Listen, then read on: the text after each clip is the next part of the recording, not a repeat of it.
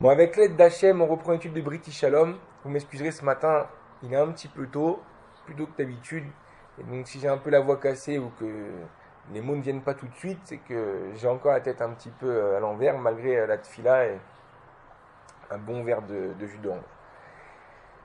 Ici, ce matin, on leur a nous parler d'un sujet qu'on connaît bien en général. Même les gens qui sont très loin de la Torah, en général, les connaissent. Il s'agit des 10 commandements. Vous savez que les 10 commandements, ils sont séparés en deux. Il y a la table de gauche, la table de droite. La première table, la table de gauche, correspond à toutes les mitzvot qui sont ben adam le makom, c'est-à-dire entre l'homme et Akadosh Baruch Hu. La deuxième table, celle de droite, elle correspond à quoi? À toutes les mitzvot qui sont ben adam, les chaveros, ça veut dire qui gèrent la relation entre l'homme et son prochain. Évidemment, il n'y en a pas un des deux côtés qui est plus important que l'autre. On sait très bien que les deux côtés sont très importants et que l'un ne va pas sans l'autre et que on a l'obligation de faire attention à toutes ces mitzvot que le kavod d'Hachem il passe pas véritablement avant celui de son prochain. Même à certains moments, comme dans le Shalom Bayit par exemple, on verra même que c'est le contraire, qu'on fera passer le Shalom Bayit des fois avant le kavod d'Akadosh Baruch Hu. Ça, c'est d'autres sujets. Il y a quelque chose qui est incroyable, qu'on peut très bien comprendre. On sait que les 10 commandements, c'est 10 ordres qui sont donnés, où évidemment, qu'on peut, grâce à la Torah orale, expliquer, réexpliquer, redonner des profondeurs, etc. Mais dans les 10 commandements en eux-mêmes, lorsqu'on les lit, lorsqu'on les accroche à la synagogue, ou lorsque Hachem les a donnés, on peut comprendre qu'effectivement, ils ont été donnés d'une manière très succincte, d'une manière très simple, pour que tout le monde puisse comprendre, et qu'en un mot, l'idée soit passée. Ouais. Tu respecteras le Shabbat, c'est simple. Tu ne commettras pas l'adultère. Tu respecteras tes parents. Ouais. Une autre, c'est le matin. Tu ne voleras pas. Alors, on sait que ne pas voler dans le 10 commandements, en général, on ne sait pas toujours. C'est qu'on ne parle pas ici de voler l'étalage ou voler des kélim. On parle là-bas de kidnapping. Ouais. Mais en tous les cas, c'est très rapide. Akadosh Baruch Hu, il donne des mots comme ça, tu ne, tu feras, etc., qui sont très simples, que je peux vite intégrer, et que je peux vite respecter. Parce que en réalité, on sait que c'est une base d'Avodat Hashem, c'est de suivre au moins ces 10 commandements.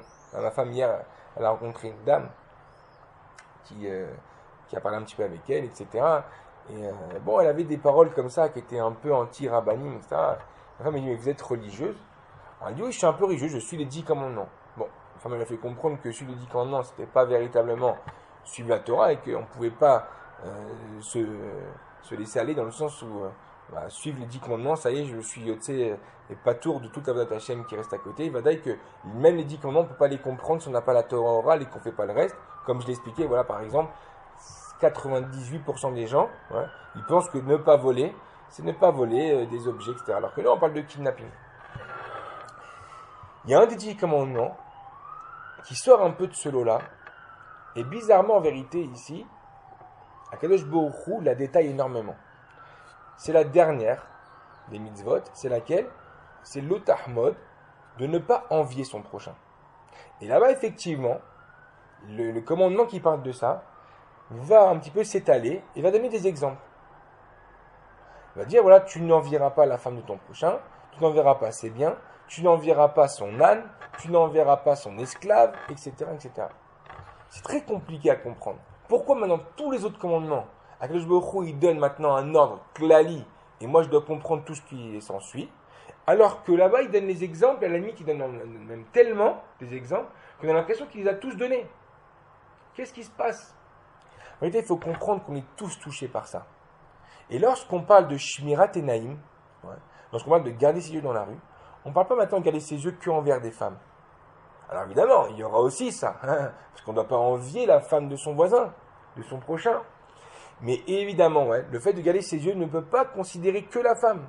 Ne serait-ce que de regarder la voiture de son voisin et de se dire, il a une belle voiture celui-là, elle est belle. Ça, c'est quelque chose qui assourd autant qu'il y a une femme dans la rue. C'est pour ça qu'il faut vraiment garder ses yeux, les mettre par terre et ne pas regarder. Vous allez me dire, bon, ok, très bien, tu m'as donné l'exemple Meir qui est extraordinaire, c'est de la voiture. Mais dans la Torah, il n'y a pas marqué la voiture. On voit qu'il y a marqué d'autres choses. Bon, à la limite, je veux bien l'intégrer dans tous les biens de ton voisin. Mais Hamor, qu'est-ce que je vais envier maintenant, moi, l'âne de mon voisin? Qu'est-ce que je vais envier maintenant, l'esclave de mon voisin? Mon voisin, il a une femme de ménage, je l'envie pas spécialement. C'est pas vrai que ça me touche. Toutes ces choses ne me touchent pas.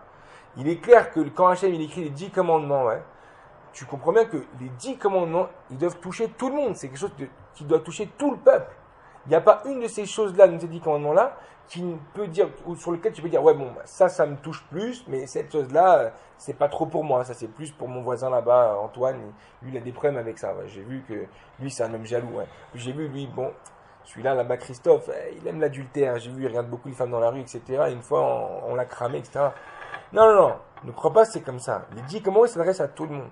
Donc, quand maintenant la Torah là-bas, elle vient, et elle te détaille, dans l'autarkmod, dans le fait de ne pas envier, sur beaucoup d'étapes et beaucoup de différences, il est clair maintenant que là-bas, toi aussi tu es touché par ça.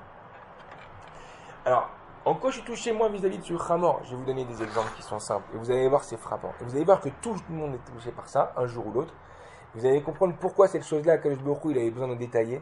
Parce que cette chose-là, plus que toute, on est tenté. Et qu'il faut travailler sur ça. Et c'est pour ça que c'est très important de faire Shmirat Naïm, de ne pas regarder les choses dans la rue, de marcher les yeux par terre, de ne pas envier. Envier, c'est quelque chose qui va extrêmement vite. Tromper sa femme, ouais, c'est quelque chose qui va aussi très très vite, qui est très grave.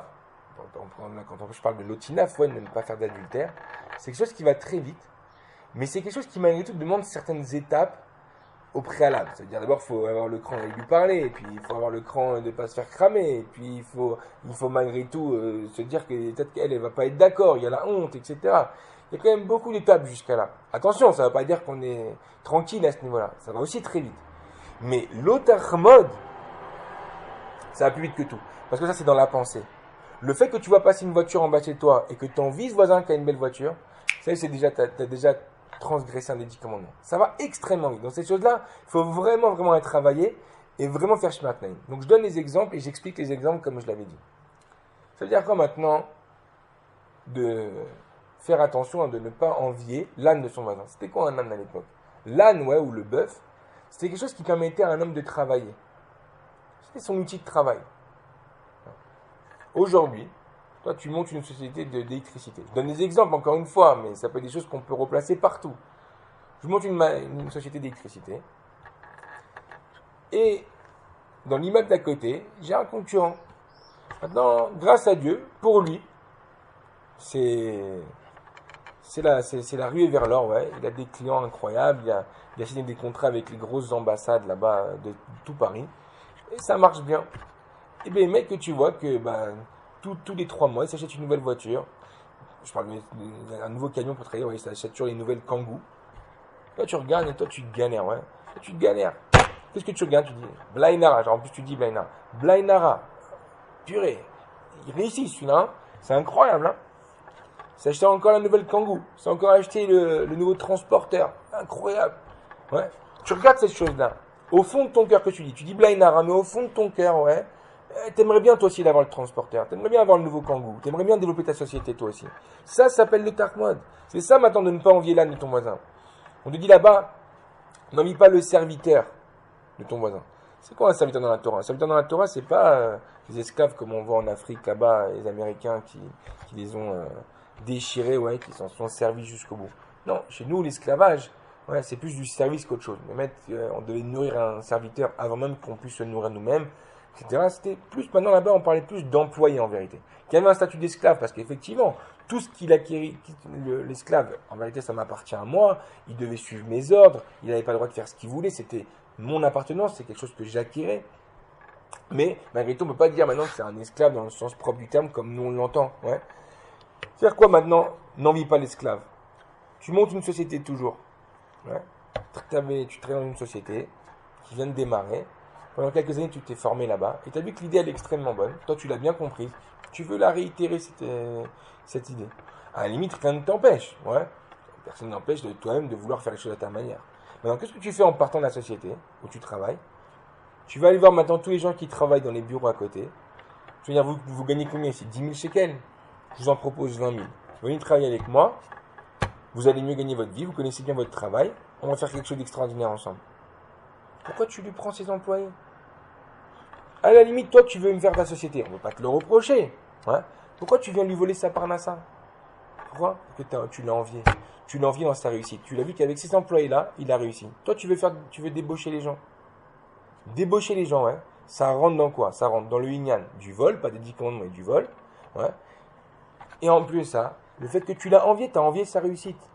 On est tous plongés dans ces choses-là. Ne croyez pas maintenant qu'il y a des gens qui sont, moi je suis jaloux, moi je suis pas jaloux. Je suis pas un homme jaloux en général. Va dire que tu es jaloux sur la chose qui te plaît le plus. Va dire que tu dis, moi je suis pas jaloux avec ma femme. Si tu n'aimes pas ta femme, c'est normal que tu n'es pas jaloux. Ouais, pas de problème. Mais malgré tout, hein, quand on parle d'argent et que ça que tu aimes, alors que tu es jaloux quand tu vois qu'un homme il a une plus belle voiture que toi, quand il a une plus belle femme que toi, quand il a une plus belle maison que toi, quand il a des enfants en bonne santé alors que toi ça va pas en ce moment. Tout ça, ce sont des choses sur lesquelles il faut faire très attention. C'est qu'Akadosh Baruch Hu, c'est pas pour rien ici qu'il a détaillé la halakha, c'est pas pour ça qu'il a détaillé la mitzvah. Et les mecs, il faut faire très attention et que Bezrat Hashem, on puisse tous se renforcer là-dedans.